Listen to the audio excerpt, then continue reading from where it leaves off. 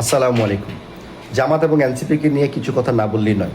সংসদে আপনাদের কথা যদি সরকার শুনে, সংসদ যদি শুনে, স্পিকার যদি শুনে, তাহলে আপনারা হাততালি মারেন, বা করেন। আবার যদি আপনাদের বিপক্ষে কোনো কথা সংসদ যদি এটার পক্ষ যদি না থাকে, তাহলে আপনারা সংসদে ওয়াকআউট করে ফেলেন, বাইরে আন্দোলন করবেন, বিএনপিকে ক্ষমতাচ্যুত করবেন, বিএনপিকে বা আওয়ামী লীগ তো ইন্ডিয়া যেতে পারছে, বিএনপি কোথায় যাবে, কত বড় বড় হুমকি আপনারা দিচ্ছেন। আচ্ছা, আপনারা যে ওয়াকআউট করেন, জেনে শুনে করেন, বুঝে করেন না বুঝে করেন? অবশ্যই সুদের মতো 54 বছর 55 বছর ইতিহাসে বাংলাদেশে কত বড় বড় দল ক্ষমতায় আসছে, কতগুলো ওয়াকআউট হয়েছে। সব কিছু যুক্তির মাধ্যম হয়। আপনারা জেনে না জেনে ওয়াকআউট করে বসে থাকেন সংসদের দিন, আবার পরের দিন আবার যখন সংসদ অধিবেশন হয় আবার এসে হাজির হন। এগুলো কি ভালো? মানুষকে আপনাদেরকে ভালো বলে? এই যে জুলাই, আপনারা বলেন জুলাই যোদ্ধা সমন্বয়ক যে বলেন, এই যে শেখ হাসিনার বিরুদ্ধে আপনারা কয়জন আন্দোলন করেছেন? ছাত্র কয়জন ছিল? সারা বাংলাদেশে মানুষ আন্দোলন করেছে। এগুলো কি আপনার বাপদাদা 14 গোষ্ঠী ছিল?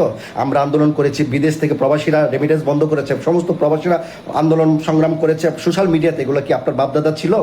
সকলে ছিল না, কিন্তু কৃতিত্ব আপনারা নিয়েছেন।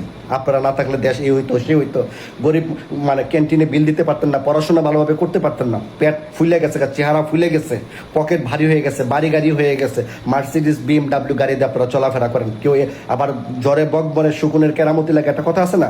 আবার MP হয়ে গেছেন, সংসদে যে আবার চিল্লাচিল্লি শুরু করে দিচ্ছেন।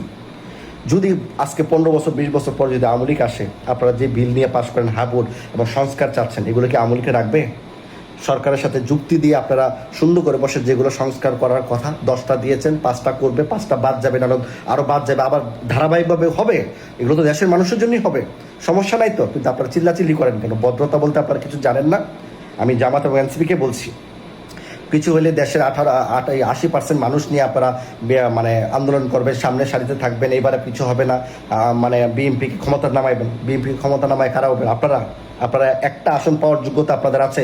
এতগুলো মানুষ ভোট দিবে, একটা লক্ষ লক্ষ মানুষ কি আপনাদের আছে, ভোটার আছে? জ্বরে বগ মরছে, ক্ষমতায় আসছেন। আমি জামাত ইসলামকে বলতে চাই, প্রথম তো বিএনপির সাথে ক্ষমতায় আসছেন, আওয়ামী লীগের সাথে জোট করে ক্ষমতায় আসছেন, নিজের যোগ্যতায় কোনোদিন একটা MP হতে পারছেন? জামাত ইসলাম যারা করেন, আপনারা বেয়াদবি নেবেন না, আমি আপনাদেরকে সম্মান করি, ইসলাম সম্মান করি, কিন্তু আপনাদের কথার আচরণ বিধি ব্যবহার, আপনাদের মনের যে কুৎসিততা, এগুলো কিন্তু প্রকাশ পাচ্ছে। আপনারা কি করছেন সোশ্যাল মিডিয়াতে কিন্তু সব দেখা যাচ্ছে।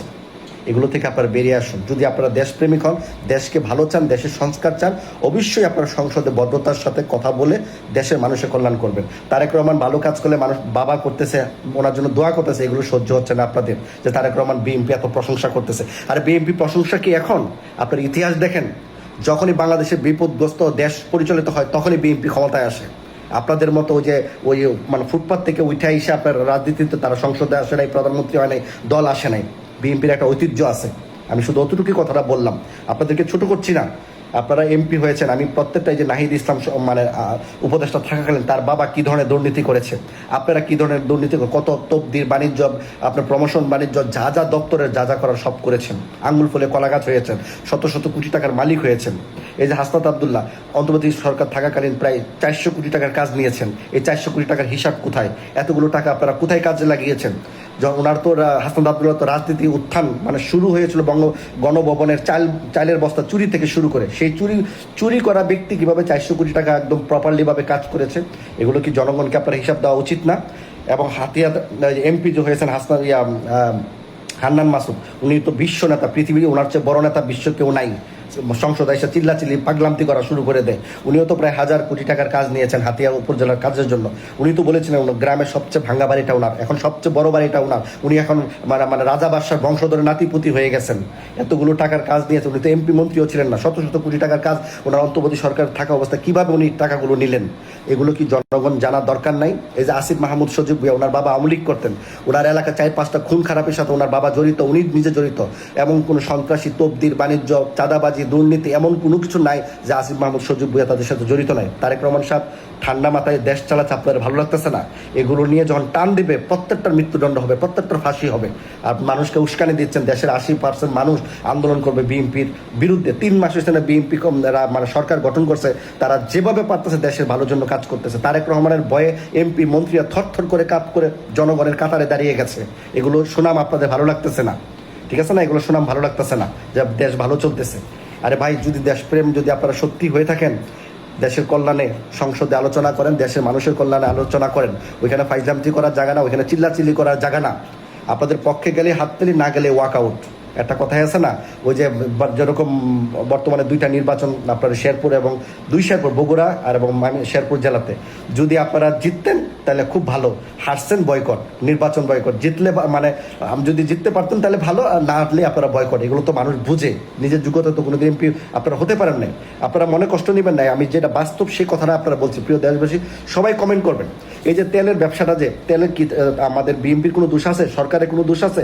উনি রাষ্ট্রীয়ভাবে যতটুকু করার চেষ্টা করে যাচ্ছেন, যত জনগণকে ভালো রাখার জন্য ভর্তুকি দিয়ে হলো জনগণের পকেটে যেন টাকা খরচ না হয়। কিন্তু অসাধু কিছু ব্যবসায়ীরা তেল মজুত করে সরকারকে বিতর্কিত করা হচ্ছে, সরকারের বদনাম কামাই করা হচ্ছে। কিন্তু এগুলো বিরোধী দল কিন্তু জানে, জানার পরও বিরোধী দল হিসাবে সরকারের বিরুদ্ধে তাদের কথা বলতে হবে। তাদের মানবতা এইটাই। তো এখন আপনারা আন্দোলন করবেন, ওই যে আবার জনগণকে গুলি খাওয়াবেন, আপনারা আবার বড় বড় নেতা হবেন, আরও টাকা কামাই করবেন।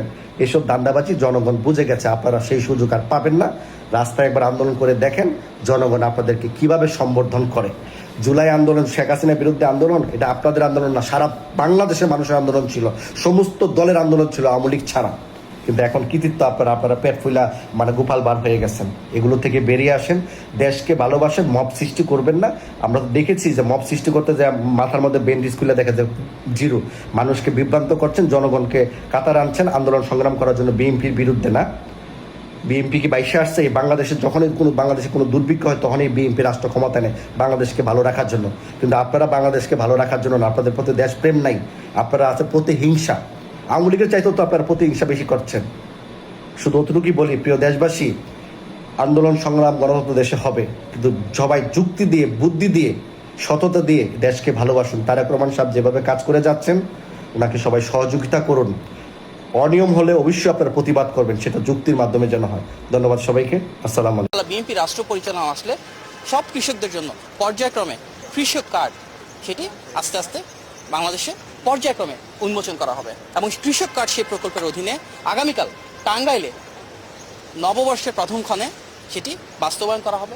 এবং প্রাথমিকভাবে আমাদের 20,000-এর বেশি কৃষককে 10টি ডিস্ট্রিক্টে বা জেলায় 11টি উপজেলায় প্রণয়ন করা হবে। শুধুমাত্র টাঙ্গাইলে কালকে মাননীয় প্রধানমন্ত্রী নিজ হাতে 15 জনকে প্রণয়ন করবেন কৃষক কৃষাণে, এবং সেই কৃষক কার্ড টাঙ্গাইলে 1500-এর বেশি কৃষক কৃষাণের হাতে তুলে দেওয়া হবে। আমাদের মূল উদ্দেশ্য কৃষক কার্ডের মাধ্যমে শুধু কৃষক বা কৃষাণী না, যারা মৎস্যজীবী রয়েছেন, প্রাণী সম্পদের সাথে সম্পৃক্ত রয়েছেন, খামারি রয়েছেন, ওনাদেরকেও এই সুযোগের ভেতরে আনা হবে। এবং প্রতিটি কৃষক কার্ডের অধীনে 2500 টাকা করে ওনারা পাবেন রাষ্ট্রের কাছ থেকে, যেন ওনারা কৃষিকাজটা সহজভাবে করতে পারেন। শুধু যে অর্থনৈতিক সহযোগিতা পাবেন তাই না, কৃষিকাজের সাথে সম্পৃক্ত যে কার্যক্রমগুলো রয়েছে, অর্থাৎ